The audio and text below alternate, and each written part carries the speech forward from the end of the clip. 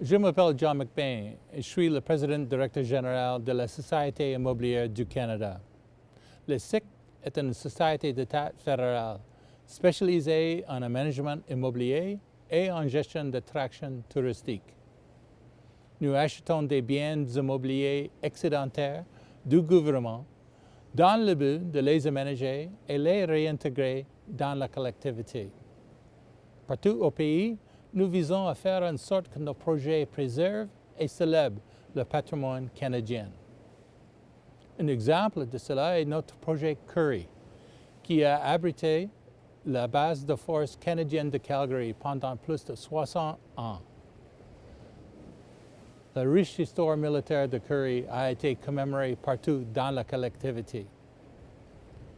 Une nouvelle installation y rend hommage à 4 héros ordinaires qui ont servi dans la force armée canadienne lors de différents conflits, de la Première Guerre mondiale à l'Afghanistan. La Société immobilière du Canada a l'honneur de faire connaître leurs histoires par les lettres qu'ils ont écrites à leurs proches au Canada. Malgré les différences d'époque et de lieu, ces héros ont écrit sur le même thème, la fierté, le sacrifice et la détermination à servir le pays et ses citoyens. Nous sommes fiers de vous offrir cette courte présentation appelée Lettres aux proches et nous espérons qu'elle vous plaira. Ce sont les histoires de ces 4 personnes racontées par les membres de leur famille. Here in southwest Calgary, you will find the community of Currie. I'm standing in Parade Square, once a significant location of this former military base called Currie Barracks. The area was home to thousands of Canadian troops from the late 1930s until its closure in 1997. Redeveloped into a vibrant residential community by Canada Lands Company, a federal crown corporation, the new Currie may be modern, but CLC has been committed to recognizing, preserving, and celebrating its history and heritage. Standing neatly among the new homes and residences are 11 significant buildings and landscapes that were designated as provincial historic resources and were protected during the site redevelopment. Most recently, as part of Currie's new Alexandria Park, CLC expanded the Trasimene Crescent Heritage Walk to incorporate a new city pathway for bikes and pedestrians. The trees that frame the length of the pathway have been preserved, leading to this new green space where CLC has created a unique installation that reveals some of the untold stories of Canadians who proudly served their country during different times of conflict.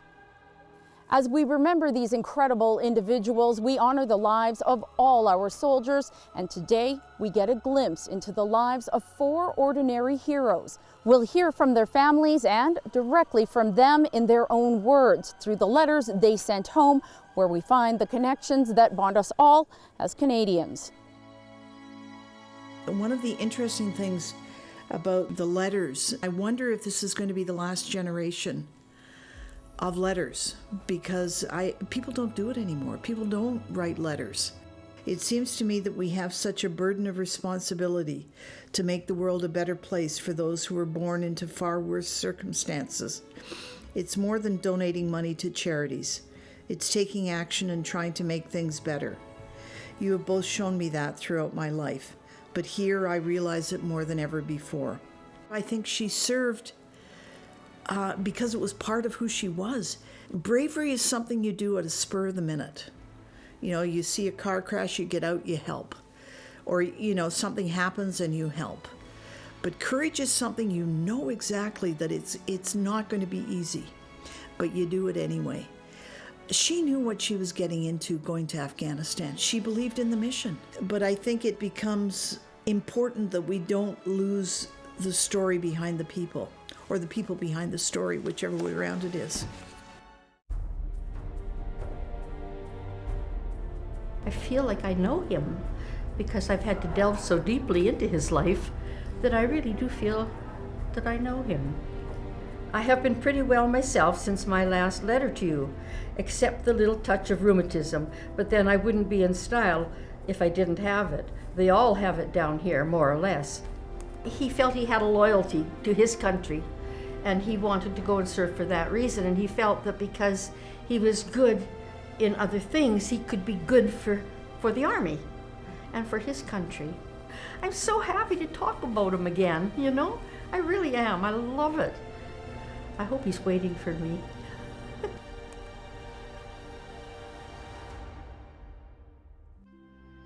Both Alec and Nicola gave everything they had to give us what we have today, and yet both were so very young, as many who serve their country are.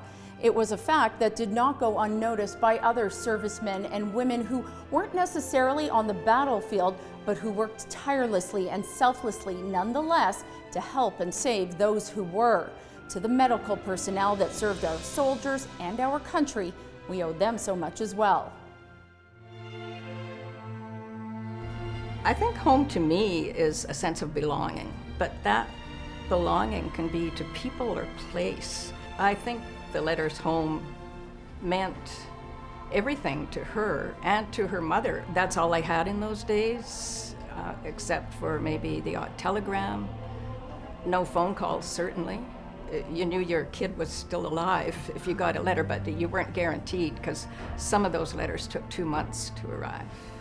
I would like to think that she increased the role of placing awareness around mental health, but I think in reality it would only be to those nurses where she would say, how would you feel if it was your own brother lying here, you know, in this state? So maybe she would increase their awareness. Well, in World War I, they called it shell shock. PTSD is just the new terminology. She did write a letter to her sister Dora, who was studying in Brandon to be a nurse, and said, if you can, take a post-grad course in mental health. It would stand you in good stead. Yeah, I'd say she was ahead of her time. We didn't know that he was writing home all the time, but we do know that he was very close to his mother. We found a lot of letters that he wrote to Mom after she passed. Just stacks of them she saved. And yeah, he was a letter writer. He is about family, 100% about family all the time. Everything he did was about family. For me, his biggest legacy would be starting up the military museum here on the base. Probably one of the biggest reasons why we'd had all of his memorabilia go to the museum. Home is everything. Family's big. It's humbling to be included with these 3 other people, and to know that my father had such a impact to this base, actually to the military in general. From these letters home, we learn what it meant to each of these men and women to serve their country. We discover much about their courage and their fears, their purpose and their sacrifice. But ultimately, through their letters home, which they took such care and commitment to write at all costs, we learn what each of these servicemen and women cherished most, the reason for risking their lives, and that, of course, was home. As much as they were fighting for their home then, they were also fighting for our homes now. And we know that the power of home is more important today than ever before.